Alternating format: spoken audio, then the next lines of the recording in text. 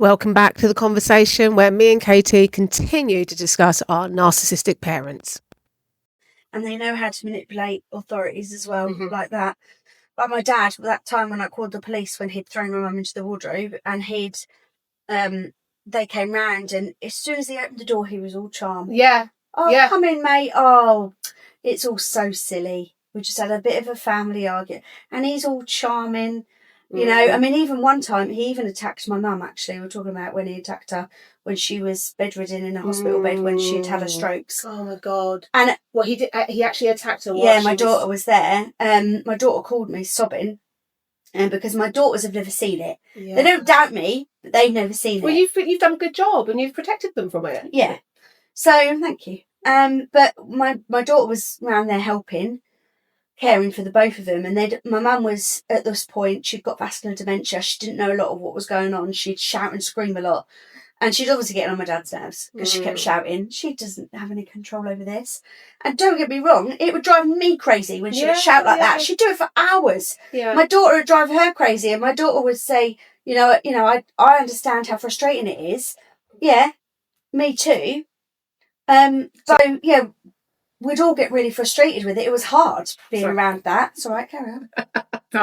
It was hard being around that, and but it doesn't make you attack people. No. You may feel frustrated. You may be always like, oh my God, shut up. Because it's hard living with somebody who's that unwell. But she's at home in a hospital bed in the living room, as vulnerable as she could possibly physically be. Yeah. And I knew it was a bad idea as soon as they put her there. And my dad lost his temper with her shouting, and he got her by her throat and pinned her down on the bed and had a go at her, because that's how he knows to tell her off. But she's got dementia now. Yeah. None of that works anymore. Yeah. So she's still shouting, and my daughter froze. Yeah. Which, anybody listening, is a completely normal response to danger. It is, absolutely. Because I'm sure she's probably got some guilt in that as well. She called me crying and said what she'd saw, and I said, okay, sweetheart, I calmed her down. Yeah. I said, are you going to tell anyone? She went, I'm going to call the district nurse, which she did. Yeah. Because she's like, Nanny's not safe. And I said, I did tell you I thought she wasn't safe. So she called the district nurse, and then later she called me just uncontrollably sobbing. And by the way, my daughter doesn't remember any of this. She's actually talking to counsellors now about how she has no recollection. That's because her brain shut it off. Yeah. But she protected her. Yeah. It's protected her. It's done its job. So she called me sobbing, and she said, I didn't do anything. I didn't stop him. And I was like, you couldn't. No. Physically, your body did what it was supposed to do. It kept you still because there was danger. It protected you. And I'm like, and that is a completely normal response. But yeah, it was just, and all it was, she was getting on his nerves. That's all it was. Yeah. I can imagine that nothing. But the whole thing is that everything, every single part of their life has to be about them. Yeah. And it's like, even my first wedding.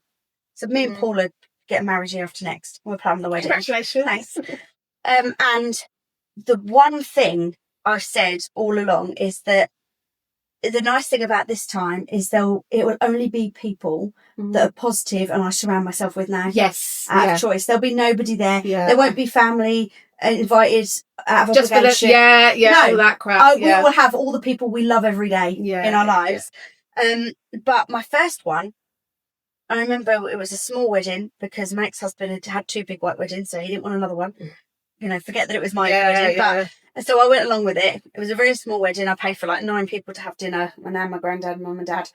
And both of them played up that day, my sister. So my sister's little boy, Jordan, he was a toddler and he loved my husband, obsessed with him. And if he was in the room, he had to be with him. Yeah. So I said, can we not have kids at the ceremony? Because Jordan would have just been like screaming for Danny. Yeah. Therese didn't like that. Yeah. You're not my kids at the wedding. And I'm like, no, it's just come later for the dinner, but just don't bring him to ceremony because, he's so clingy to him. No, couldn't have that. So she's like, well, we'll just come to my sister didn't come to my wedding. So later on that night. That's your fault, though. Yeah. It's your fault. Yeah. Because I was the selfish, didn't want kids there. Yeah, of course. Later that night, she shows up. I've paid for dinner for everybody. Yeah. Where's Jordan? Oh, I didn't bring him. Thought I'd have a night off. Got a babysitter.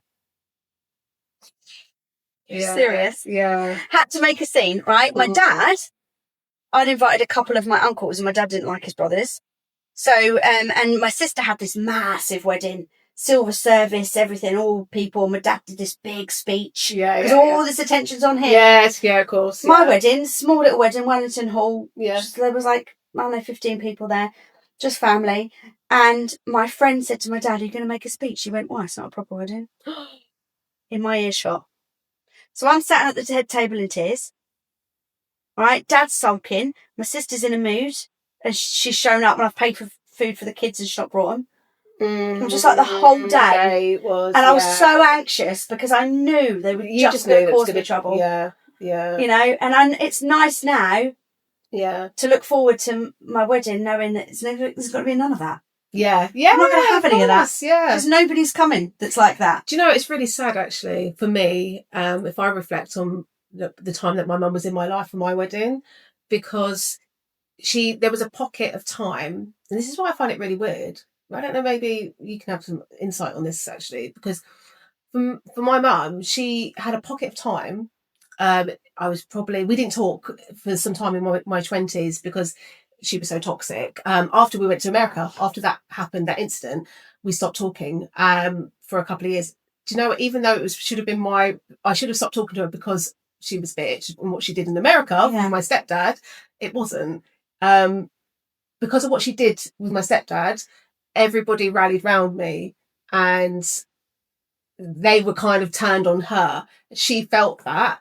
And because I was happy, she stopped talking to me. So on the day that we flew back, we went on a 10-hour flight and she didn't talk to me the whole flight. She just ignored me the whole time.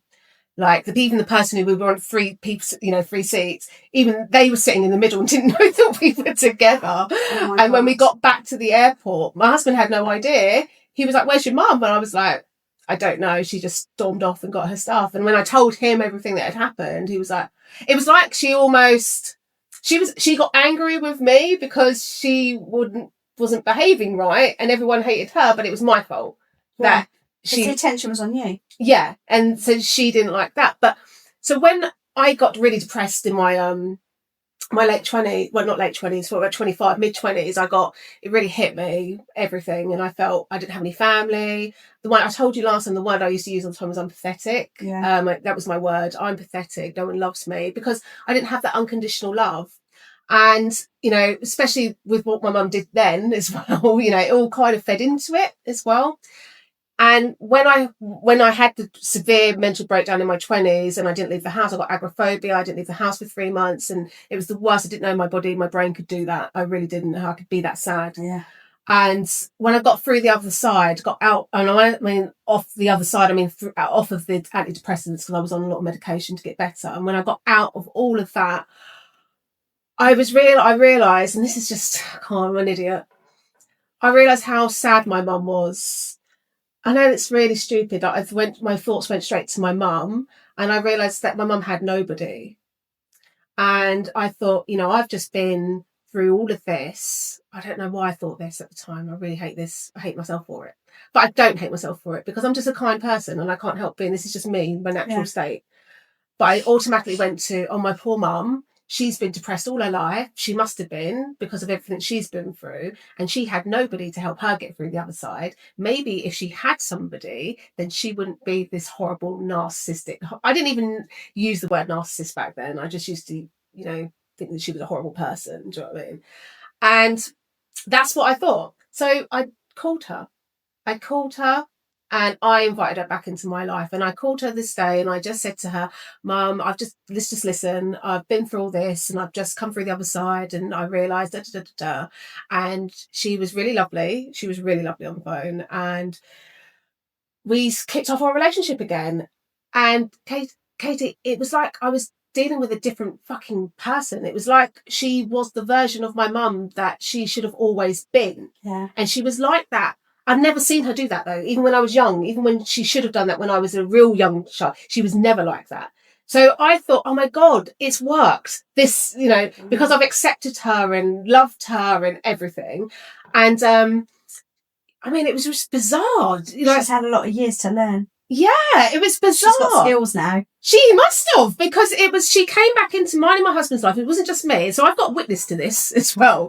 Because he saw her, he knew what she was like before. And we knew that we know she can do it. She did it for about 2 years. But it's not real. So it wasn't real. It couldn't have been real because I'd see pockets of when she, like there was pockets. And then what I started to learn was how to manage her, if that makes sense. So I remember one time I needed to talk to her about something. So I was like, right, I'm going to take you to the car. Because normally she's like a kid. She'll just storm off and get in her car and you won't hear from her for about a month. Do you know what I mean? So I was like, no, I'm going to get you in the car because I know I can get you through the other side of this. Okay, this is there's something up here with you. So I took her in the car and you could see her getting uncomfortable and getting squirmy. And I was like, no, you're going to listen to this and stop running off like a child. That's how I spoke to her in the end.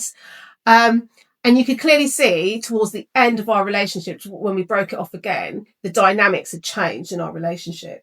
And you could see the old her coming back because she couldn't deal with how I had to be. I almost had to be like a parent. Yeah. You know, to tell her how things were and she didn't like that. She couldn't keep up her pretense anymore because she didn't like that. Yes, that's exactly it. Like, for example, she didn't have a bed. So she was like, she didn't have a bed and she was trying to decorate her house and she wasn't, she works a lot. So I was doing it out of love and I was saying, you need to prioritise this room first and you need to get a bed. She was living on a mattress on the living room and she's done that for like nearly 10 years. She's not she's an older woman. Do you know what I mean? It's not good for her back. It's not, So I was trying to be a daughter to her and trying to say to her, then she started talking to Scientologists on the phone and they were ripping her off money. So I was like, right, you need to change your number. We need to. So I was trying to help her, and every step of the way, she was just, so we had a mother-daughter relationship for a little bit. But then as soon as, she didn't like what I was saying. Yeah. She wasn't controlling it. Yeah. That's when she started getting ugly again, and ugly in her responses, or ugly in the way she was talking to me, or ugly. But I know she can be good. Yeah, but she's just faking.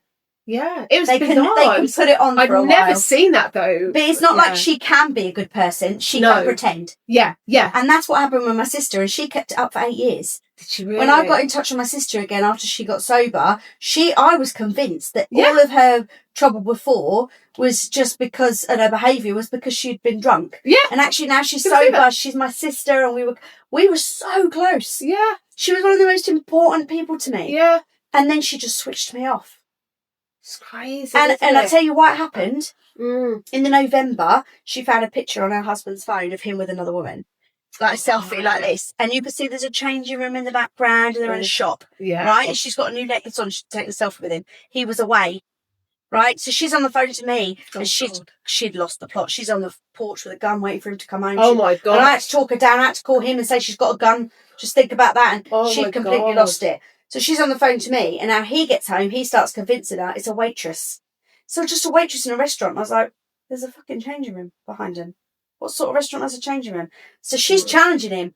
Actually, I spoke to Katie and we noticed this. Well, he needs me gone. Yeah. Right? Yeah. So, because he's the same as her. So he's now selling her, he's now convinced her, I think your sister's keeping you away from your mum and dad. So he starts changing things. I think this is what's probably happened. Yeah. Because it was only after she's calling me going, well, I talked to him and he said this, and I'm going, come on.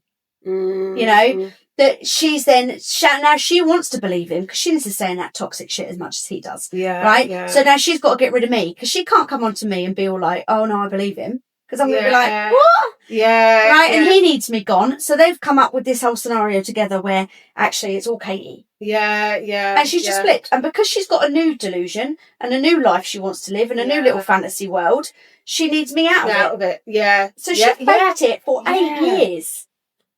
Wow. Oh, my sister, and 2 weeks before she turned on me, I had a message from her on Valentine's. Happy Valentine's, baby girl. And then 2 weeks later, I get a message. I'm just sitting at work. Right. And you've done nothing. Nothing's changed. Nothing has changed in my life. Yeah. And she messaged me, I don't know how you fucking live with yourself. Or what is your fucking problem? And I'm like, what? And I'm trying to ring her like, are you okay? What sort of a weird message? Are you okay, darling? Yeah. Like confused. Little did I know in the background, she's talking to mum and dad. She's telling them all sorts of shit. All sorts of dramas going off. But I have no idea. I'm just sitting at home living my life. Yeah. But because she's decided I'm going to go back to this life now. Yeah. She's just decided. That's what she's done. Yeah. But like you say, it's the car scenario all over again. Yeah. She couldn't get out of the car. Get out of the car. I'm getting in. Yeah. Yeah. That's crazy, isn't it? So yes, they can be like it. Yeah. But it's not real. That's the first time. That was the first time she'd ever done it. And as they age, they learn, I think. Yeah. To be real. Like my dad, he's an expert. It was just really bizarre. So when my wedding, she was lovely. She was like that version of her is sweet, and it's all the things that she should have been as a mother. Yeah, my dad has that side. And it's those things that make you doubt and make you my sister eventually, when my mum died, my dad got on a plane and went to hers. Yeah. And he lived there for 3 months, and I'm thinking, 3 narcissists in a house, this is going to end in death and violence. Right? We're going to get a call one day, there's been a murder-suicide. Oh, right? My God. And I'm waiting for it. Yeah. And then he comes home for a month, that he has to legally come home for a month. Then he goes back for 3 months. And I'm like, this can't go on, because she actually hates him. Right. She's only playing this little game so she could see Mum. Mum's gone. Yeah. She's now living in a house with her abuser. This ain't going to last, right? Yeah. After the second time he comes back, he's come home for a month to go back for Christmas. His first Christmas without my mum, she's shut him out. Oh, you can't come back. We're away for Christmas. We need to change that room into a nursery for their new grandchild coming. Right. You can't come back. So now they've cut my dad off. Right, okay. He's here in the house he shared with Mum, his wife for 55 years, alone. First Christmas without my mum. What do? Feel bad for him. I nearly drove around there. Did you really? Very close. Yeah. Even though my mum would still be there if it weren't for him. Yeah. Yeah. I nearly went, because I'm thinking about the soft side of my dad. Yes. The loving side of my dad. Yeah. The dad that's always, nothing will ever happen to you as long as I'm around. The dad that will give me the last penny in his bank to make sure I'm okay. Yeah. I'm thinking of him, but that's not real. Yeah. It's all conditional. You see, and I don't think of that. When I think of my mum, I don't even think about that nice side of her, because it was literally so fleeting, and short. It was such a short period of time that's not null and void as far as I'm concerned, because I've seen her at her, most of your life it was the worst. Most of my time. See, most of mine I had a very even mix. Yeah. Well, most of it he was nice. Yeah. I've seen even some of the things my mum said to me, the way she's looked at me, I can't get those looks out of my face. Yeah. And she was doing that to a child. So, yeah, the looks thing. You said about, what was you saying about looks? What did I say about looks? The way she looked at you. Yeah, the way... you can't get those things out of your head? No, never. And I'm the same way. Like, my dad, when he would get nasty... The glare. Yeah, he'd get nasty, or he'd get hold of you. He loves grabbing you by the throat. That's his thing, right?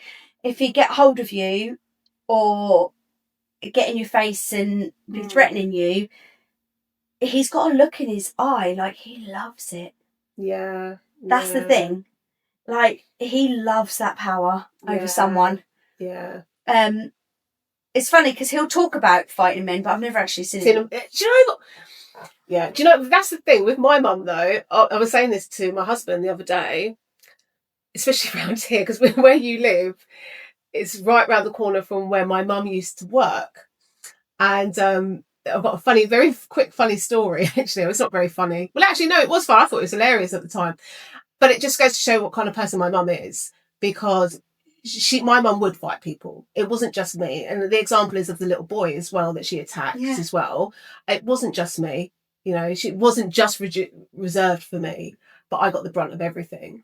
But her sister... when I spoke to my uncle before Christmas, when we reconnected, he said to me, he goes, if I would have known what your mum was doing, I would have helped, because when I was younger, he was the youngest out of 7. My mum's like the 3rd or 4th. The other sister is the 6th, so he's the 7th. And apparently my mum used to beat up my auntie, the 6th child. Okay. And he said, he goes, I used to pull your mum off her quite a lot. So if I would have known that was happening, I would have done the same. See, so she was like it then. So she was like how can that guy saying, their life? I know. She was like it as a kid. She was like it as a child, yeah. And then their relationship has always been turbulent as sisters, always. But even like he was then telling me another story. He goes, the day that the weekend that my granddad died, my grampy died, he had to go take my mum to go tell my auntie that grampy's dead. And he turned around and said to my mum in the car, you two don't fight. And the thing is, when he said that to me, he goes, well, you wouldn't think you'd have to tell it. And I said, no, just carry on, because I know these two. I know what they were like back then. Do you know what I mean? Yeah. And as soon as they got set one eye on each other, as soon as the door opened, apparently they were fucking like cats and dogs fighting again. Do you know what I mean? And the funny story that I had to say was, there was a wicker chair. My mum moved, all right? So basically, the famous Wickergate, we'll call it Wickergate. So basically, when my mum moved to, she got a house, a council house. What she needed me for, and that's the only reason she ever really cared for me for a short period of time, so she can get a council house. She got the council house, and she didn't have any furniture, so my auntie had lent her some wicker furniture under the pretense that it was lent. But my mum really liked this wicker furniture, and she didn't really want to give it back, so she had decided that's my younger sister, and I'm not going to give it back because it's mine and I like it. And they had this literally they bumped into each other. My mum was finishing work round the corner at the dairy, and my auntie was in her car. She stopped the car in the middle of the street. My mum pulled her out the car, and there they were round the corner from your house right here, right there on that corner, having a massive fight, all cars parked. Yeah. It was embarrassing. I wasn't there to witness this. I wish I was. I really wish I was. But apparently it was massive. Police were called. Oh my God. Yeah. So that's what my mum's like. All over this wicker furniture. All over wicker furniture. But that's what my mum's like. She goes to fisticuffs first. If she thinks she can have you, she'll take you down. She don't care. And all she had to do with me most of the time was give me a look. That look would just change. I would just sit there. I wouldn't do anything. And I knew that I was going to get, it didn't matter what I did in that time. I can't turn this round. Yeah. She's given me the look. That means I don't know what I've done, but I'm going to get a beating or something's going to happen to me later just because of that look. Do you know what I mean? And who does that to a child? And that's what I try to understand her, but now when I'm talking about it and I'm thinking, actually, she just never should have had children. She wasn't the kind of person that should have had children. Yeah. And, she didn't deserve my forgiveness. And I really hate to say that because I'm a nice person. I'm going to forgive. I am going to forgive. Do you know what I mean? But actually, she didn't, when I think about things like that and I'm like, wow, that's how you chose to treat this beautiful baby that you had. Do you know what I mean? You decided that you were going to look at that child and think, and do the worst. I'm going to do my worst. Do you know what I mean? Like, I don't even know why I'm laughing because it's really sad, isn't it? It's really sad. But I just think that's the way they're wired. I really do. But I don't know. I don't know. I'm still trying to understand it. If you can't understand it, that's a good thing. Yeah. I don't want to understand what goes on in there. God. Look, we've talked enough about narcissistic parents, haven't we? And I think, thank you again for sharing your experience. And, at least we found each other. I think we've got to take that from it, don't we? Yeah, I think as well, like, it's so stupid. But even now, I know you're going to post this, it's going to go out. Like when we did our first one, you tagged me. I'm like, oh God, people are going to see it. And even now, with everything, I don't want to be hurtful. I know, I'm the same. And I'm like, who's going to see it that might tell my dad? And I don't want to hurt anyone. Even though I know he doesn't have that kind of emotion and that kind of ability. I felt the same thing. I still don't want to do it. But now that's what sets us aside. It does. And I felt the same. I'll be honest, I felt the same because I've done the podcast and my 10-story arc, and my auntie hasn't listened to all episodes. She's listened to some. My cousin says she's listened to them all, but I kind of don't want my auntie to listen to it now because it's not. I've not got what I wanted out of it. That sounds really selfish, but I kind of have, if that makes sense. She understands me. She knows where I'm coming from. That's all I needed, and we're back in each other's life, and we're building a relationship up. And that's enough. And she might listen. I don't think I've been disrespectful, but there's a part of me that thinks maybe what she thinks what I've said there is disrespectful.